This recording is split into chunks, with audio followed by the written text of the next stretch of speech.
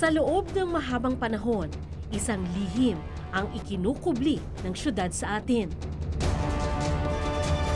Lihim na halos nalimutan na sa gitna ng mabilis na takbo ng buhay. Lihim na halos matabunan na ng matatayog na gusali at dikit-dikit na bahay ng mga nagsisiksikang residente. Pero para sa mga nakakita, hindi ito pwedeng ibaon sa limot. Ako personally, may mga nakuha kong remembrance dyan. Like yung mga coins na malalaking coins, tapos yung paper money ng American, mga $1. Marami mga kung ano-anong gamit pa ng mga naiwan ng mga Japanese. Hanggang sa yun na natuklasan ko nga yung hinukay ko yung espada na yun. Ang sikreto, nananatiling buhay sa mga pinasa-pasang kwento. Dati may mga nakikita rin sila dyan na mga white lady, mga ganyan. Habang hinuhukay namin yan, maraming lumalabas na sawa. May mga malalaki, may gabinti, merong mga gahita.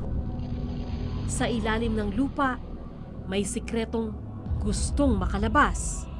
Isang kwentong hindi pa natatapos at patuloy na isinusulat ng kasaysayan.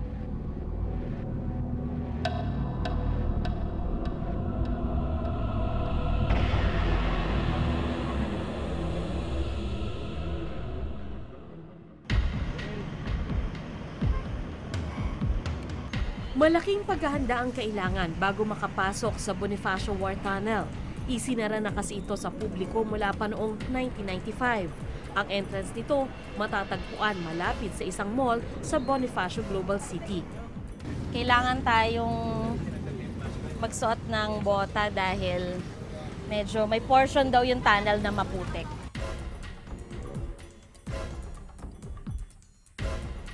Nasa gitna kami ng modernong syudad pero ang destinasyon namin nasa ilalim ng lupa. Good morning everyone. Today we will be going to the Bonifacio War Tunnel. Binigyan kami ng paalala na mag-ingat at huwag lumayo sa aming guide. You should also put insect repellents for your protection, skin protection. And lastly, we have an ambulance station outside for any medical needs. So, good luck to you all, guys. Kasama ko sa pagpasok sa Bonifacio War Tunnel ang isang researcher mula sa National Historical Commission of the Philippines na si Ian Alfonso. At ang tatayong guide namin, si June Alberestine. Unexplored to. So, yung stability nung tunnel itself, hindi po namin, kumbaga, hindi namin magagaranti na kasintibay dito kasi ito yung usually namin na napupuntahan.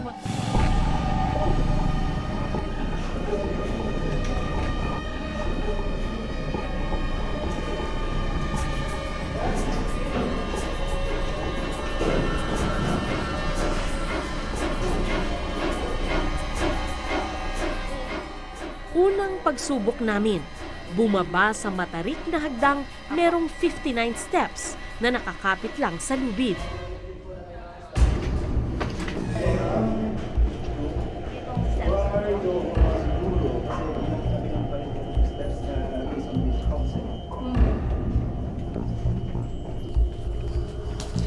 Okay. Ito, may nakasulat. Pero syempre, ngayon na lang ito nilagay siguro. To 27th Avenue, East Rembo. Tapos, to Amapola Street, Pembo. Una naming pinuntahan ang tinatawag nilang explored portion ng tunnel o yung napupuntahan ng mga bumibisita sa tunnel. Kapapasok pa lamang namin, pero ramdam ko na yung init, no? Kasi nasa ilalim na tayo ng lupa at bumaba tayo ng 59 steps. So, malalim na talaga tayo. So, medyo mainit dito, no? Tsaka damp yung, yung paligid. Ngayon, nakikita namin, may mga parang kwarto. Ano ba yung yung mga kwarto na yan? Para saan ba yan? Actually, mga original structures yan na intended for offices, for meeting rooms during World War II. Because ito sana ay mag-function as air warning service. Hindi basta-basta ang war tunnel na ito. Ayon kay Dr. Ricardo Jose, isang historian, pinagawa ito ng gobyerno ng Amerika noong 1941 para maging air warning system ng American forces laban sa mga dayuhang sasalakay sa Pilipinas. May habang 2.2 kilometers o posibleng higit pa. Sa loob nito, may 32 chamber. Panahon na yon, this was supposed to be what was called the Air Warning Service Center. So, nung panahon na yun kasi, importante na iprotektahan ang Pilipinas sa mga bomba at sa mga eroplano ng mga dayuhang bansa. To the Americans at that time, kaya importante ang Pilipinas kasi yung major air base nila sa Clark Field was also a very important base. Maprotektahan ang interests nila. And at that time also, gusto lang ihinto yung advance ng Japan into Southeast Asia. Ang nakakalungkot dito, yan nasa loob tayo ng historical tunnel. Pero, ang daming vandalism dito. Maraming nagsulat-sulat sa pader. Yung iba talagang mahirap maburato. Dahil nasa ilalim kami ng lupa, hindi ko na malayan kung saang direksyon ba kami papunta. Sa ngayon po, ano po yung nasa taas natin? C5 po. C5 to? Pero hindi natin nararamdaman, no? Yung mga sasakyan. Ganun siya, kumbaga ganun ka, ng lupa. Kaya ginawa talaga ito para, minsan pag binobomba niya, kaya hindi nararamdaman yung mga traffic na Oo, hindi nararamdaman, oo. Kaya ganun. Talagang ganun siya katibay, ganun no? siya Ganun katibay. kapal yung, yung bato niya. Okay, nasa lalim na pala tayo ng C5. So yung mga tumutulong po na tubig, galing posible sa kalsada? Yes, ma'am. Ganun po ba? Makalipas ang ilang minutong lakad, isang sorpresa. Eto na ang balon. Ay, ang laki pala. Oo. 6 meters ang lalim. Laki. Sinong gumawa nito?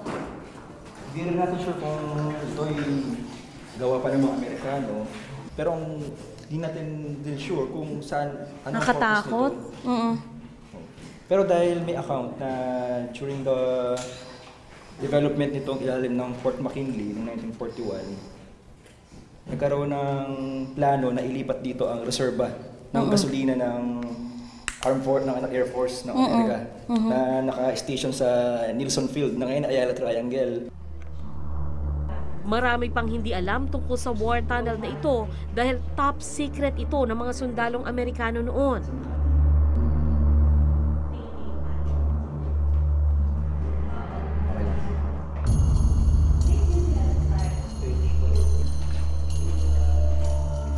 Sa patuloy naming paglalakad, napansin kong dumalas ang pagtulo ng tubig sa aming ulunan. Tinignan natin yung distansya natin pinasukan natin. More or less nasa mga residential area na tayo. So nakatawid na po tayo ng C5. Residential area na. Makati area na to. Makati area na. Makati na. Si Rembo na po kasi. Ito na yung East Rembo. East Rembo.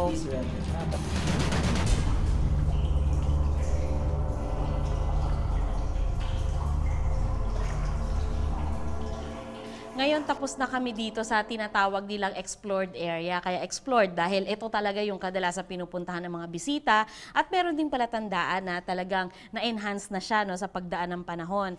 Ngayon, pagkatapos dito, papunta naman kami doon sa tinatawag nilang unexplored.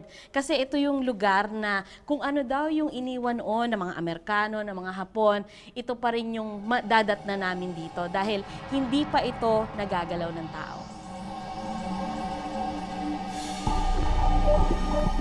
Sa kauna-unahang pagkakataon, makukunan ng TV crew ang bahaging ito ng Bonifacio War Tunnel.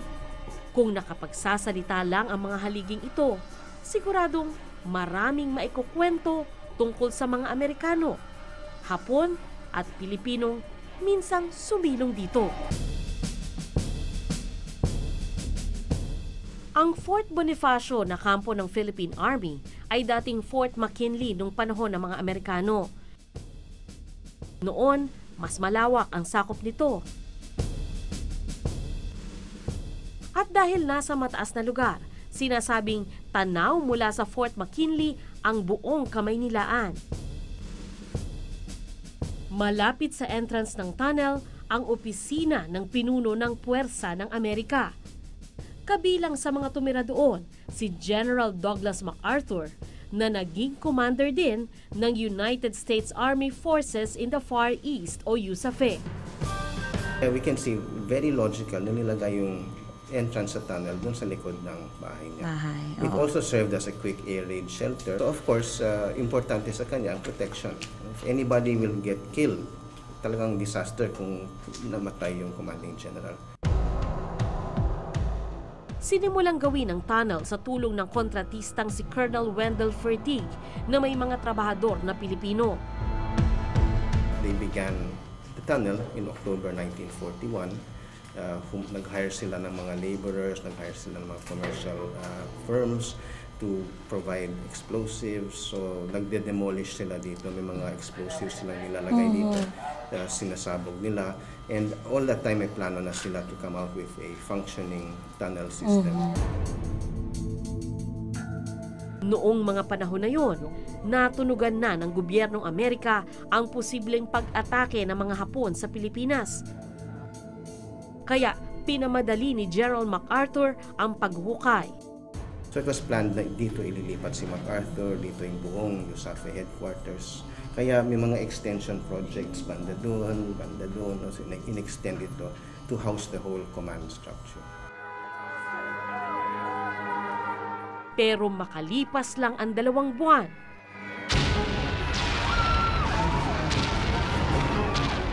umatake na ang mga Hapon noong December 1941. By the time the war started, it was almost ready to function. So may ilaw na dito, nilagay na yung mga telephone cables, umanda na yung mga fans. Problema is, binomba yung Clark Field the first day of the war. At bago nakalipat yung air warning service dito, binomba din sila.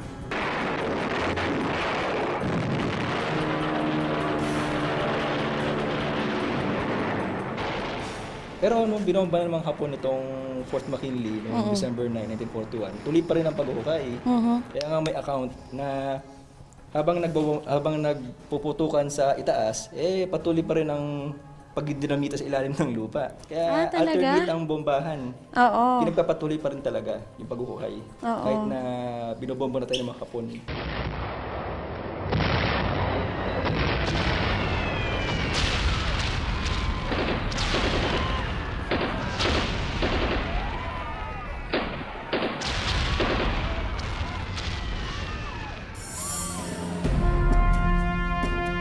Natalo ang puwersa ng Amerika at mga Hapon na ang sumunod na gumamit sa war tunnel. Pinaniniwalaang pinalawak pa nila ito at nagtago pa raw dito ang pinuno ng puwersang Hapon na si General Tomoyuki Yamashita. So, itong area na to, yung Fort McKinley, naging Sakura Hei. Yung buong fort. Kampo rin siya naman ng mga Hapon. Saka nung nagsimula ng bombahin ng mga Amerikano ang Maynila for the liberation in October 1944, nagkataon si General Tomoyuki Yamashita nandito sa Sakura Hei, sa isang diary ng isang Hapon. At dinidescribe nila paano sila dali-daling tumakbo papunta rito. Dahil sa koneksyon ng tunnel sa mahalagang tao at pangyayari sa kasaysayan, nang hinayang akong makitang nasisira na ang ilang bahagi nito.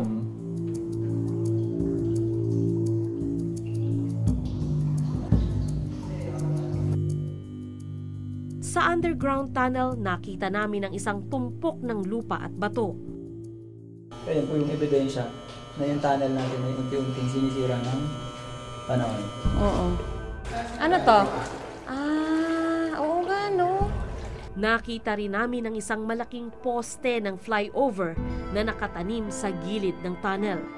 So, Kung C5 pa pagbabasihan rin. natin itong poste na to, Dito ko napatunayang ang war tunnel na nagbigay ng ligtas na mapagtataguan sa mga taong nasa panganib ang siya namang nanganganib ngayon mula sa mga tao. Sa aming pagpasok sa bahagi ng tunnel na bihirang mapuntahan, nakita ko agad ang kaibahan. Ang laki nitong chamber na to. Pero kitang-kita dito na di siya talaga natapos. Mas makinis yung kabilang side. Pero malaki yung chamber. Maya-maya pa, nakakita kami ng isa pang hagdan. Ito yung hagdan na yari sa adobe. Meron tumutulong mga tubig. Para siyang maliit na falls. Ito na po ba ang dulo? Ito na po, ito yung pinakataas. Wala na. Wala na po, gumungo na po. Bakit po siya gumungo? Ano po yung nandoon sa dulo? Maybe yan yung parking ng market. Pero base sa kwento, sa taas niyan, merong bar ang mga sundalong Amerikano. Kasi dito mo mas nasasalamin mo yung kung ano yung picture dati. Oo. Habang papunta sa direksyon ng isa pang exit, humantong kami sa bahagi ng tunnel na may kataasan na ang tubig, kaya sumakay kami sa bangka.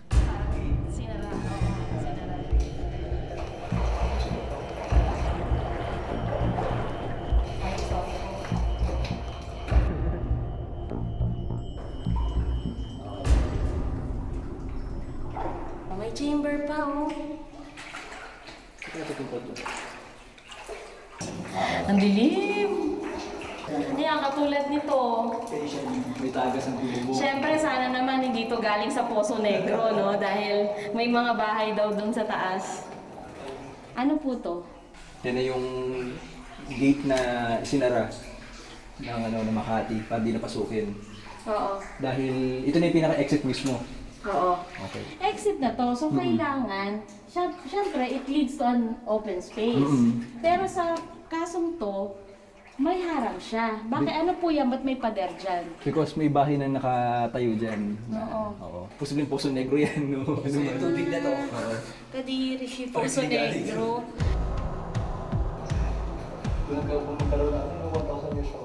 Sa pagdaan ng mga oras, tila lumiliit ang tsansa naming makakita pa ng bukas na exit na pwede naming labasan. Sana naman, hindi pa tuluyang sinara ng mga tao ang ugnayan natin sa nakaraan.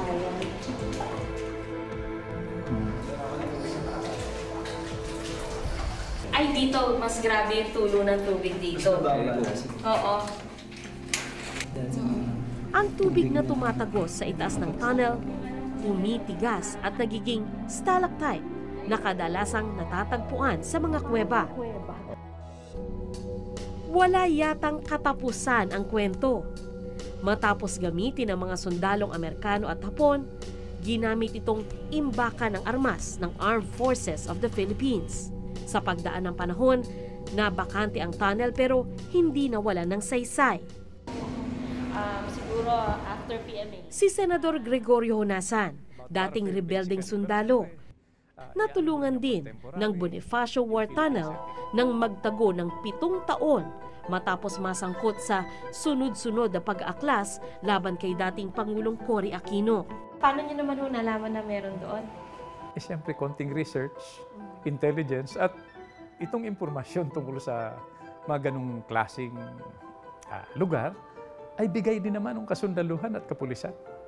Sa tulong ng mga residente sa lugar at mga sundalo, naging ligtas daw siya sa loob ng tunnel. Para sa akin, hindi ito simpleng tunnel. Hindi dahil sa buhay pa ako ngayon at kausap mo ko. Partially dahil sa tunnel na yun. But more importantly, dahil sa suporta sa pinaglaban na nagsimula pa way before 1986. Dumaan ka lang ba sa tunnel or did you have to stay there for days? Yun naman kung pahihintulutan mo, pag nagbigay na ako ng detalye, by deduction, medyo baka malagay sa alanganin yung mga kumup sa akin. Natutulog po ba kayo doon at paano? Minsan. Pero pag mamamaster mo na yung natutulog kang nakatayo, nakaupo, pipili ka lang ng lugar kung saan mabilis makaalis. Sa aming kwentuhan, isa pang mahalagang impormasyon tungkol sa tunnel ang naibahagi ng senador. That time po, ilan na exit ng tunnel? May mga exit na ginawa for that purpose. Just to make sure na hindi ako maipit, ma-corner, no? At siyempre, paglisan ko siguro, tinakpan na yon. Kung si Senador Honasa nakahanap ng madadaanan palabas ng tunnel, kami wala pa rin. Kaya dito sa lugar na to, kita lahat ng daanan Itong tunnel na to, papunta doon sa main entrance kung saan tayo nanggaling. Tapos nagpunta tayo sa Amapola exit. Ngayon naman, ito yung tinatawag nila na Morning Glory exit. Ayan. Subukan naman natin, explore natin to.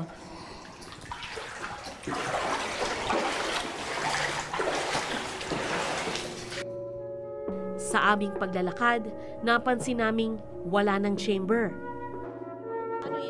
At ang tunnel, nagsanga-sanga pero wala namang lagusan. Parang walang katapusan ang kadiliman. Nang biglang, Ayun na! Sa wakas, may sinag din ang araw.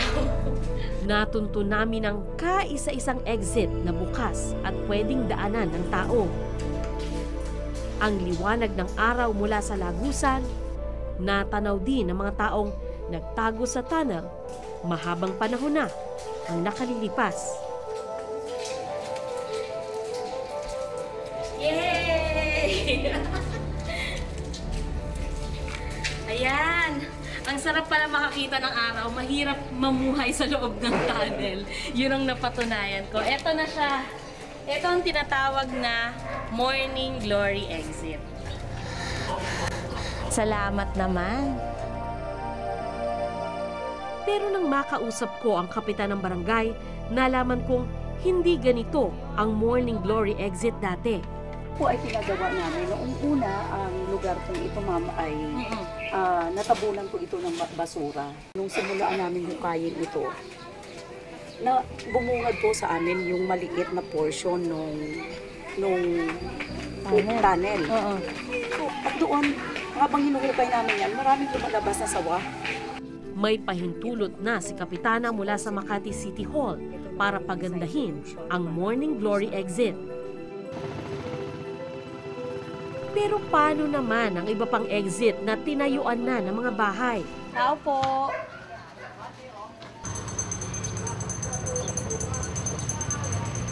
Narito ako ngayon sa 27th Street ng East Rembo. Ang sabi ng mga tao, narito daw yung isa sa mga exit ng tunnel. Kaya puntahan natin. Okay. Diyan po yung gate niya. So yung kung nasan yung yero ngayon, meron niyang lagusan. Sa unang tingin, hindi mo makikilala ang lagusan. Lalabas ako. Si Sandra. Nandito po ba yung exit ng tunnel?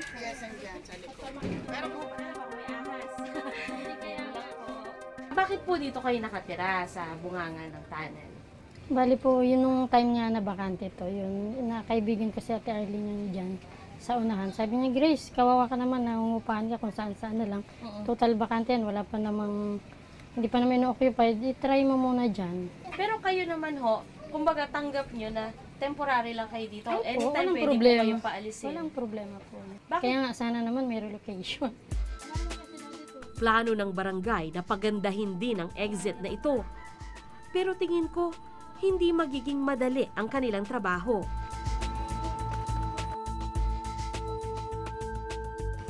Saan po dito yung yung tunnel? Diyan, exit ng tunnel, diyan banda. Yung bahay na yun, no? Kaya sarado na, matagal ng sarado. Anong kulay po? Yung kulay orange. Kulay orange. Sige po. Hinarap kami ng misis ng may-ari ng bahay pero hiniling niyang huwag naming ipakita ang kanyang mukha. Sabi niya, naroon nga ang exit ng tunnel pero hindi niya kami pwedeng papasukin.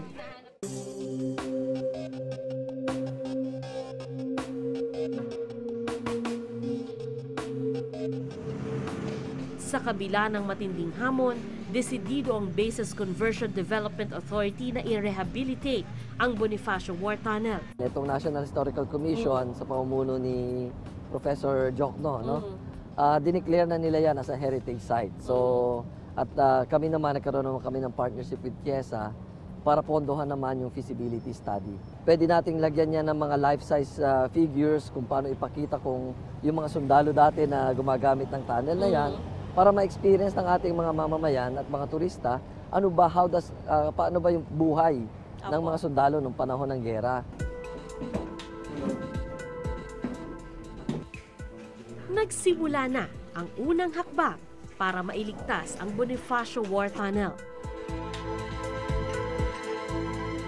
Sa pamamagitan ng high-tech na gamit, makagagawa ang grupong ito ng 3-dimensional image ng tunnel.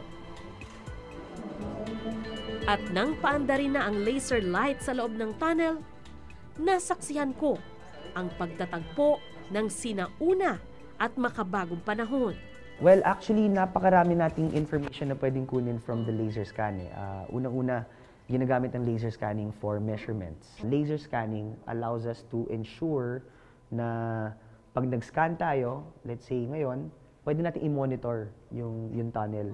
After a few months, pwede tayong bumalik and pwede natin i-compare, lumiit ba siya? Kasi kung lumiit siya, then that means may problema. Diba? There's a chance that the cave is not anymore stable. Makalipas ang ilang oras, nasilayan namin ang kauna-unahang 3D image ng tunnel.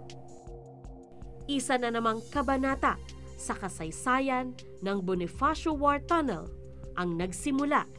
Patuloy pa rin ang kwento ng The Fourth Tunnel na to. Yung kwento niya ay umikot naman dun sa kanyang preservation na mapanatili pa rin siyang buo, na malayo sa destruction. This tunnel to me is significant kasi it shows yung planning ng defense ng Philippines. It shows also the ability to think in terms of yung strategic needs ng Philippines at that time and yung importansya ng Fort McKinley as a nerve center, as a central command base. The tragedy is hindi siya nagamit for its original purpose, but it shows na the planning was sound, it was very well thought out, and just by looking at the tunnel, talagang malalim ang pinag-isipan nila dito. Matapos ang mahabang panahon ng pagwawalang bahala, parating na ang araw ng pagpapasalamat sa lugar na naging kanlungan ng iba't ibang lahi sa oras ng panganib at nagsisilbing tulay sa pagitan ng noon at ngayon. Magandang gabi po, ako si Sandra Aguinaldo at ito ang Eyewitness.